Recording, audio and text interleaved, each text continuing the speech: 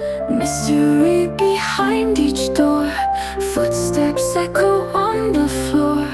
Pieces fit but don't make sense, chilling facts leave us tense. Crime time, here we go. Stories that the night unfolds. Truth is stranger than they show. In the silence it grows cold.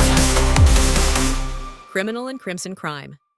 Hi, welcome to this latest instalment of Criminal and Crimson. Diving into the story of Lynette White, a story from 1988 this time, which led to one of the longest running miscarriages of justice in British history. I'm William and I'm going to guide you through this story that spans decades. It was a cold, dark and unforgiving February night in 1988 in the docks area of Cardiff in Wales, when Lynette White, who was 20 years old, was found brutally murdered in her flat. She'd been actually working every day as a prostitute to feed her boyfriend's drug habit, which, I don't know how many people would want to work every day as a prostitute to feed their boyfriend's drug habit, but there you go, that's what she's doing. So he also served as her pimp. An open but unused condom was found near her body, and she was nearly decapitated. DNA was also recovered from the crime scene. However, at that time, back then, it wasn't usable yet. They did have DNA testing and stuff. However, it wasn't good enough for this kind of quality sample. The pressure on the South Wales police to solve this crime was immense. It had huge publicity. People were shocked, really shocked, and there's huge pressure to solve it, which may partly have led to what happens next. In what became an increasingly complex investigation, 5 local men, Stephen Miller, John and Ron Ackley, Tony Paris and Yusef Abdullahi, were arrested and charged with Lynette's murder. However, even though the 5 men were arrested, I should point out, only 3 were actually brought to trial, one of which, understandably, to be honest, was her boyfriend.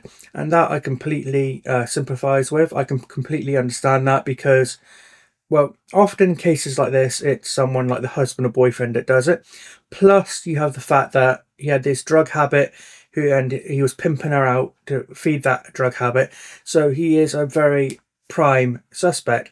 So he and 2 others, along with him, were put on trial. What were the evidence for these 3 men to be put on trial? Well, basically not a lot. It was mostly just hearsay, testimonies that were riddled with absolute ton of inconsistency. Also, there were confessions, but we know that confessions are a little unreliable.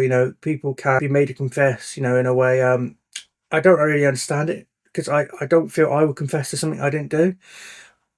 But it happens that, these police interrogate these people for like dozens of hours, basically, in some cases, non-stop, and they don't really have a break. They get tired, they lack sleep, and they just give in and confess even though they didn't do it, which is basically what happened in this case. Stephen Miller, the pimp, the boyfriend, was badgered into confessing after being interrogated for absolutely hours and hours and hours on end. Again, I can't understand how, even no matter how tired, hungry, thirsty you are and stuff, how many hours you're interrogated. I don't really understand how people confess to murders they don't commit. But it happens. It does happen all over the world all the time. Now, as time went on, like with a lot of cases, more details come out to the public, and that's what's happened in this case. Gradually more and more details came out, and more people, including the media, the families of the men arrested, gradually became aware of all the inconsistencies, all the flawed evidence, etc. And various people, including legal advocates, started fighting for this case to get these men released. Meanwhile, while all this is going on, you have to remember the real murderer, the real perpetrator, he actually is, of course, still at large. While these innocent men are in prison, that's the biggest trouble I have when wrong people are arrested, is it leaves a dangerous individual still on the street. For example, in my opinion, America, this isn't in America, of course, but America has a big problem with the police just wanting to cross off cases, saying, okay, we solved this one. And they don't care who they get. Not always, of course, but in so many cases in America, it seems like the police just want to put anyone in prison just so they can tick a box and say, case closed, we've done this.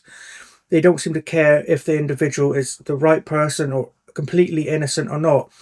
And the biggest trouble I have with that isn't just the fact that maybe a completely innocent, normal person who's never done anything wrong might be in prison. But the biggest problem is, while that is happening, the real perpetrator is roaming free on the streets to possibly strike again. Finally, in 1992, so in fairness, I say finally, but it's not that long ago, is it? 88 was the crime, 92, the shortcomings were recognised by court and overturned, so it didn't take long in fairness. The court recognised the dubious grounds of the conviction, including the fact that Stephen Miller was interrogated for over 300 hours. Yeah, 300 hours, that's a long interrogation. So the verdicts were overturned. However, the case wasn't completely closed because we still had the question of who did it? Who was the murderer then, if not these men? These men, by the way, were famously known as the Cardiff Three. We have to now fast forward 10 years, a whole decade, to 2002, when new breakthroughs in DNA led to new testing, and finally the DNA was viable and they found who it belonged to. Jeffrey Gaffar, I'm not sure how you pronounce that, but his DNA was found at the scene. Finally, justice was served at last after what we're looking at now, after about 14 years or so. So yeah, justice was finally served. And what was his motive? Was this a random serial killing or something like that? No, he wasn't a serial killer. What he says, and we only have this word for it, was he had paid her for sex. They'd gone up to her flat and he thought it was absolutely disgusting, her flat, and basically turned him off. He's like, I ain't doing it here. I want my money back. And she refused to give him a refund. So that is when he got mad. They got in a bit of a fight or whatever, and he brutally murdered her. Of course, that's only his word for it. Maybe he just wanted to, but then again, there is a partly open condom wrapper, unused and stuff. So I guess you could say it does point to what he says being the actual case. Right. So is there more to this case, or do we end here? There is a little bit more to this. We then fast forward over about another 10 years or so into 2011, I believe, when some former and current police officers were actually put on trial for corruption in regards mostly to this case. However, coincidentally, important documents proving their corruption went missing and the trial fell through. Convenient. So yeah, this is one of the few cases I know of off the top of my head of really bad injustice in recent years in British history and British justice system. And I think it's good to kind of know that, these things can happen in this country, even though, like I say, some countries maybe have a bit more of a reputation for doing this sort of thing than others. This cautionary tale shows that it can happen over here, so we need to stay sort of vigilant and just kind of keep an eye on cases and see what might be going wrong and things like that, because who wants wrong people in jail? Well, a murderer roams the streets free. So thanks for listening, and until next time, please like, subscribe and follow, and until next time, stay curious.